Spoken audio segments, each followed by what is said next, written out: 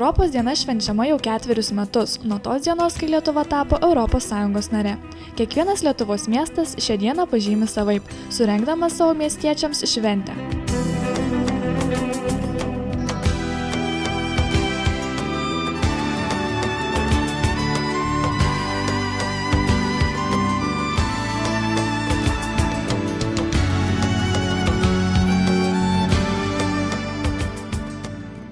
Europos diena mums europiečiams yra labai reikšminga. Sakykite, gerbiama Rasa, kokia jūsų nuomonė, kaip yra organizuojamas renginys?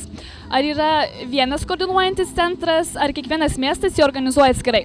Kalbant apie tokios šventės organizavimą, tokių centrų kaip mūsų Europe Direct yra 9 visoje Lietuvoje ir kiekvienas centras šią šventę mini įvairiai, kaip jis sugalvoja, kaip tiesiog jo miestelio gyventojai ir bendruomenė nori. Tai ypatingai aktyviai prie mūsų prisidėjo moksleiviai, tai yra vaikų ir moksleivių laisvalaikio rūmų moksleiviai, moksleivių tarybos, kurios turėtų toje džiugiuoti eisenoje, aktyviai dalyvaus ir kolektyvai moksleivių, kurie šiandien pasirodys koncerte. Tai galiu pasakyti, kad moksleiviams iš tikrųjų kitą kartą netgi labiau rūpi ta šventė negu suaugusiems. Jie tikrai labai džiaugiasi ir visą laiką aktyviai prisideda. Šiandien yra organizuojamas piešimo projektas. Sakykite, jame dalyvauja tam tikri vaikai atrinkti, ar gali dalyvauti jame bet kas? Šitas projektas kartu mes galime daugiau, iš tikrųjų, tenai prie žemėlapio, jame galės dalyvauti visi, kurie nori. Šis projektas yra skirtas Europos kultūrų dialogo metams 2008, kuriuos paskelbė šiemet Europos komisija. Ir iš tikrųjų prie to piešimo galės prasidėti kiekvienas norintis, palikdamas savo dalelę. Taip pat dar bus įdomi akcija, va štai čia prie šitų medžių galės moksleiviai apibrėžę savo rankytes jas iškirti, tiek moksleiviai, galbūt ir suaugusieji, ir vaikai, ir palikti savo linkėjimą kitai šaliai, kitai kultūrai. Tai vėlgi tos Europos kultūro dialogo metų akcija. Europos dienos šventės uždarimui buvo pasirinktas fleitininkas, saksofonistas, būgnininkas. Kodėl pasirinkote šiuos atlikėjus, o ne tradicinius pops atlikėjus? Iš tikrųjų pagalvojome, pasitarę su Kauno miesto savivaldybės kultūros skyriumi, kad pop atlikėjus labai dažnai mato mūsų moksleiviai per televiziją įvairiuose kitose koncertuose ir norėjome parodyti, kad šitas koncertas būtų šiek tiek kitoks ir mes jį pavadiname gyvo garso Europa, todėl norėdami, kad viskas būtų gyva, viskas būtų tikra ir tiesiog moksleiviai galėtų pamatyti gyvą gražų ir suaugę žmonės gyvą gražų koncertą Kaune.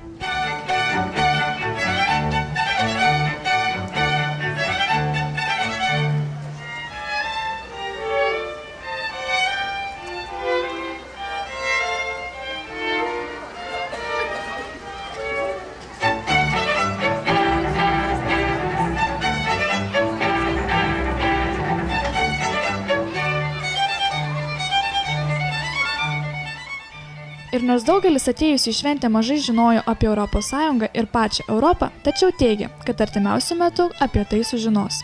Gerai, ar galėtum paaiškinti, kas yra ES? ES tai daug šalių, kurios yra Europos žemynė.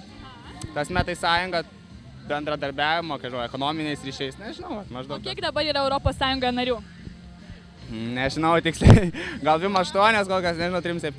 O kuriais metais Lietuva įstojo ES? Man atrodo, prieš 2 metus. Ar galėtum paaiškinti, kas yra ES? ES.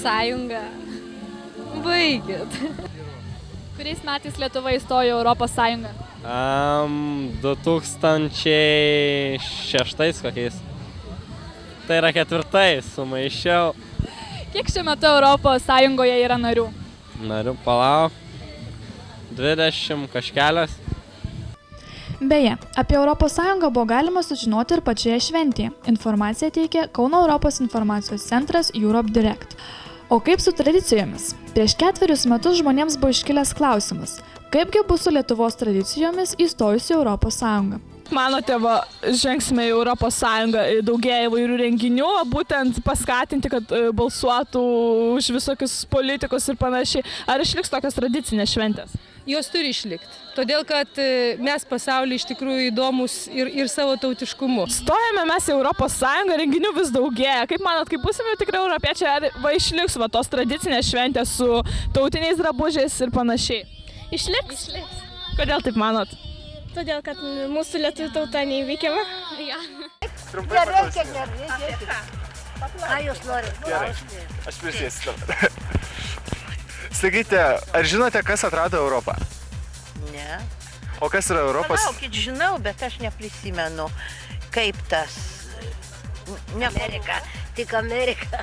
Man jau nekišk. Nežinau, tikrai nežinau. O sakykite, tuomet, kas yra Europos prezidentas? Nu tas, kur karas, kaip jisai.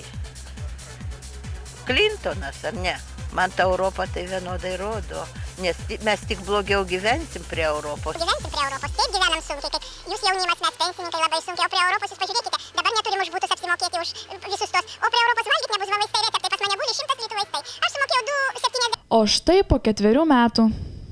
Ar žinai, kuriais metais Lietuva įstojo į Europos Sąjungą? Ne, nežinau. O žinai, kiek yra šiuo metu Europos Sąjungoje narių? Tiek žvaigždučių. Deja, ne. O kaip tau šis renginys? Iš tikrųjų, man labai patinka šitas renginys. Vien tam atėjau, nes man patinka Europos Sąjunga. Ir džiaugiuosi, kad mes čia įstojom, bet gal apie ją nieko nežinau ir artimiausiu metu tikiuosi apie tai sužinoti. O tau kokia nors nauda yra iš to, kad esi Europos Sąjungos narys ar ne? Manau, vis dėlto taisomas yra Lietuvos įvaizdis. Vis dėlto tai, manau, yra nauda Lietuvai. Gal truputėlį prieš tai, kad tai yra įsiskolinimas vis dėlto Europos Sąjungai, bet manau, kad tai turi labai daug pliusų. Kokia ta nauda? Nauda tai yra Europos Sąjungos parama ūkininkams, įvairiausiam žmonėm, norint kažką pasiekti ir, manau, tai vis dėlto. O tau tada kas iš to? Manau, kad gražėja miestas, miesto įvaizdis, Europos Sąjunga skiria daug pinigų, iš kurios galima miestą gražinti. Kuo daugiau bus rengiama tokio pobūdžio švenčių, tuo daugiau visi sužinosime apie Europos Sąjungą ir narystės joje teikiamas galimybės.